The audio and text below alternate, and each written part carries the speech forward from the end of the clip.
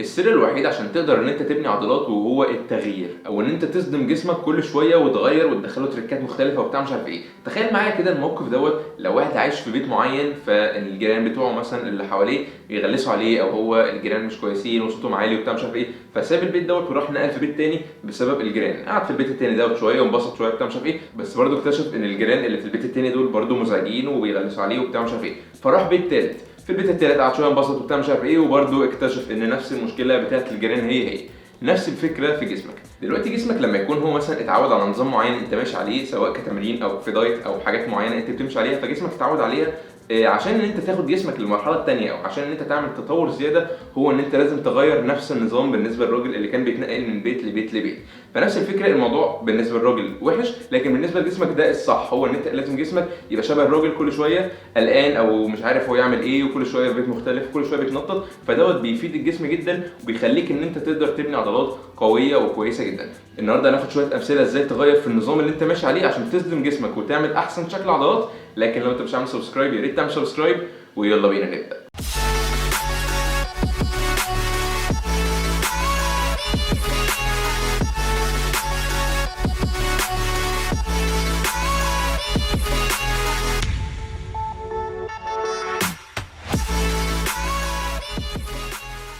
اول حاجه وهي التغيير في التمرين. التغيير في التمرين اول حاجه نقطه هناخدها، وهي التغيير في التمرين ذات نفسها. ما ينفعش ان انت تكون لسه رايح الجيم جديد فقعدت مثلا شهر او شهرين بتتمرن على شويه تمارين معينه، نفس التمارين اللي انت بتاخدها كل ما بتروح، ونفس هي التمارين تفضل مكمل معاها لمده سنه، تبقى متوقع ان انت جسمك ان هو هيعمل نتيجه احسن او ان انت هيبقى في تطور.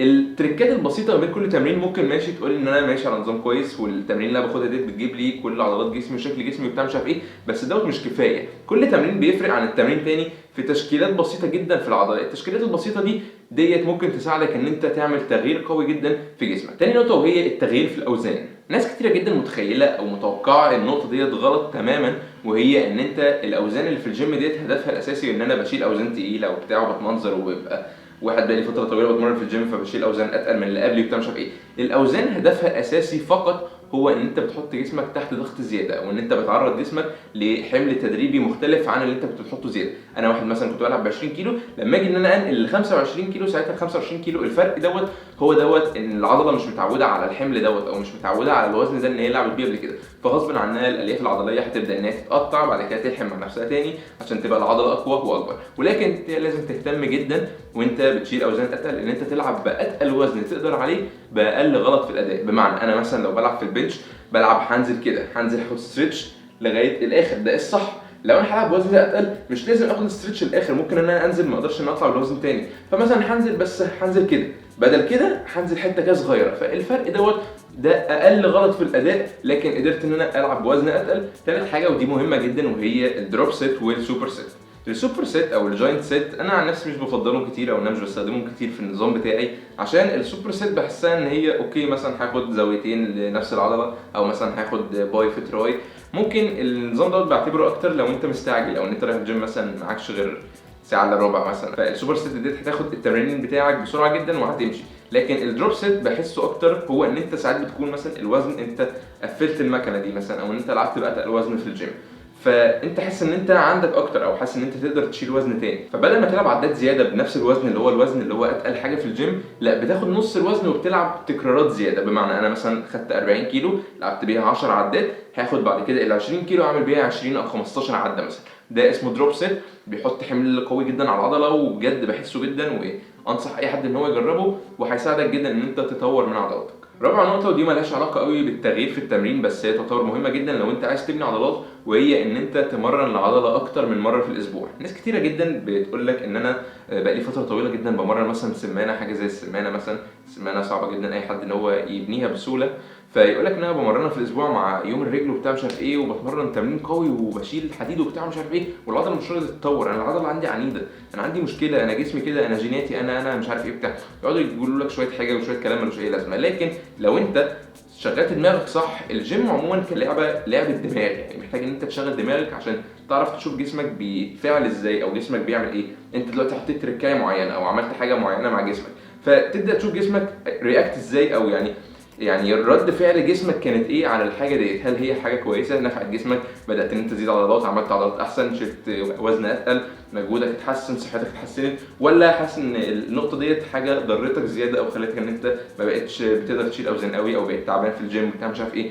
فلازم تتعامل بذكاء مع جسمك، لازم تشوف جسمك هيتعامل ازاي عشان كل جسم مختلف. ما ينفعش مثلا تاخد الكلام اللي واحد بيتكلمه على جسم معين، هو واحد بيتكلم على جسمه عارف جسمه الليميتس بتاعته، او عارف ان هو مثلا جسمه بيعمل 1 2 3 معاه فبيطلع له 5 6 7. فانت ما ينفعش تاخد نفس الكلام اللي الشخص دوت بيعمله وتطبقه على جسمك، كل جسم مختلف عن الجسم التاني. فالنقطه هنا مهمه جدا ان انت تمرن العضله مرتين في الاسبوع. السمانه صعبه ان انت تقويها او ان انت تطورها، مرنها مرتين في الاسبوع. انا عن نفسي بمرن السمانه، انا باخد الاماميات في يوم والخلفيات في يوم، فبمرن السمانه كده مره مع الاماميات في يوم لوحده ومره تاني مع الخلفيات في يوم لوحده. فتمرن العضله مرتين في الاسبوع، ده هيساعدك انت تطور سواء سمانه سواء بايسبس سواء اي عضله صغيره، او ممكن برضو الظهر. انا نفسي باخد الظهر مرتين في الاسبوع، فاي عضله تحس ان هي محتاجه ان انت تطور عندك زياده ممكن تمرنها مرتين في الاسبوع. تاني حاجة وهي التغيير في الدايت أو النظام الغذائي. أول نقطة معانا وهي نوع الأكل ذات نفسه. ما ينفعش أنت تكون كل اعتمادك مثلا على الرز أو كل اعتمادك مثلا على مكرونة أو بطاطس. ما ينفعش أنت تكون ماشي على نفس الحاجة معينة، جسمك هيزهق منها، جسمك هيعمل مثلا تطور شوية في الأول لكن بعد كده مش هيكون في أي تطور وهيزهق. فالموضوع هيكون لما انت تغير في نظام الاكل بتاعك او ان انت تغير في الاكل بتاعك انت مدخله، النهارده بطاطس بكره مكرونه، النهارده سمك بكره لحمه فراخ مش عارف ايه، في فروقات بتبقى بسيطه جدا دي بتساعدك ان انت تطور جسمك. تاني نقطه وهي الكميات او السعرات، على حسب هدفك اللي انت عايز توصل له، سواء ان انت عايز تضخم او ان انت عايز تنشف. عايز تضخم انت واحد رفيع وعايز ان انت تزيد حجم وتزيد عضلات، ان انت هتعمل حاجه اسمها تضخيم. انت خلاص عملت كميه عضلات كويسه، بس طبعا مع الكميه الكويسه اللي انت زدتها ديت انت زدت معاها طبعا دهون، فالدهون ديت عشان تتخلص منها وتصفي جسمك وتبقى العضلات كده شكلها حلو وسيكس باكس تبان وبتاع مش عارف ايه، تعمل حاجه اسمها تنشيف. في التضخيم بتزود سعراتك عن اللي انت محتاجه، مثلا انا محتاج 2000 كالوري في اليوم، هاخد 2500 كالوري عشان ازيد او ان انا عشان اضخم. انا محتاج 2000 وعايز ان انا انشف، هاخد مثلا 1800. ممكن تاخد 1500 بس القرصه الزياده ديت او النزله الزياده ديت ممكن تعمل لك اي مشاكل. ففي التنشيف بالذات لازم يعني بيبقى في سيستمز معينه او انظمه معينه لازم تمشي عليها، عشان اي حاجه زياده عن اللي جسمك محتاجها ممكن تعمل لك اي مشاكل. فلازم تبقى واعي جدا وتفتح جدا في حاجه زي كده. تالت نقطه وهي كميات العناصر. في تريكايه كويسه جدا الناس بتستخدمها، وهي ان انت مثلا انا النهارده ماشي على دايت ستيبل عادي او دايت اللي هو عادي مفيهوش اي مشاكل، اليوم اللي بعديه مثلا هاخد هاي كارب. ده يعتبر اكتر يعني كبناء عضلات مش قوي احسن حاجه، بس يعتبر اكتر في ان انت لما تحاول تنقص وزن او بتحاول انت تخس. مثلا النهارده هعمل هاي كارب، هعلي الكارب جدا في اليوم دوت. مثلا هاكل كيلو رز مثلا ولا كيلو مكرونه او ايا كان، هاكل قد ايه مثلا كارب. بعد كده اليوم اللي بعديه هقلل الكارب خالص. تعليه الكارب وتوطيه الكارب وبتاع، وان انت تغير في الميتابوليزم وتضرب في جسمك كده من جوه، دوت بيساعدك ان انت تغير في ان انت توصل لشكل جسم كويس او ان انت تزيد عضلات احسن. رابع نقطه بقى ودي ممكن نعمل عنها فيديو كامل، وهي التشيت ميل. التشيت ميل ناس كتيره جدا متخيله او متوقعه ان التشيت ميل هدفها الاساسي فقط هو ان انت بتفك عن نفسك في الدايت بتاعك او النظام الغذائي اللي انت ماشي فيه، او ان انا بقالي فتره طويله جدا بتمرن وماشي على دايت مظبوط وبتاع مش عارف ايه فبفك عن نفسي فقط. التشيت ميل هدفها مش كده خالص.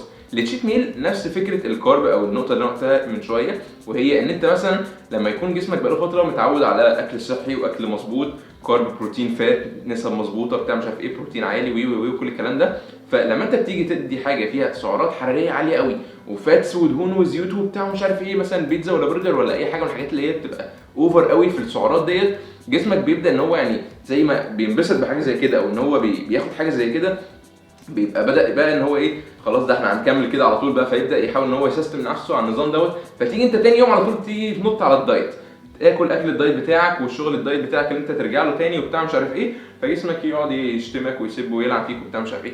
فالنقطه ديت او النطه ديت دي بتساعدك جدا في ان انت تتطور، سواء في ان انت بتبني عضلات او ان انت بتخس دهون او ايا كان ايه هدفك اللي انت عايز تعمله. يعني مثلا التشيت ميل هي اسمها تشيت ميل مش تشيت داي، يعني هي وجبه واحده. انا طول يومي مثلا انا عندي 5 وجبات باكل 4 أو 3 وجبات مثلا في اليوم دوت، ممكن اقلل مثلا وجبه ولا حاجه، وبيكون في الوجبه اللي هي بتاعت التشيت ميل ديت بتاعتي، ما بكونش واخد اليوم كله فري. تالت حاجه وهي الكارديو، وديت ما فيهاش فرق قوي او يعني مش فارقه كتير جدا في التغيير، بس هي بتفرق برضو من التضخيم والتنشيف. يعني لو انا عايز ان انا بضخم او ان انا عايز ازيد حجم وعضلات، ما ينفعش انت تلعب كارديو كل مثلا بعد كل تمرينه او كل يوم انت بتروح، مثلا انت لو بتروح 5 مرات او 6 مرات في الاسبوع، ما ينفعش ان انت كل مره من المرات دي تاخد بعديها ساعه كارديو او ساعه الا ربع كارديو مثلا مشايه وعجله وبتاع مش عارف ايه.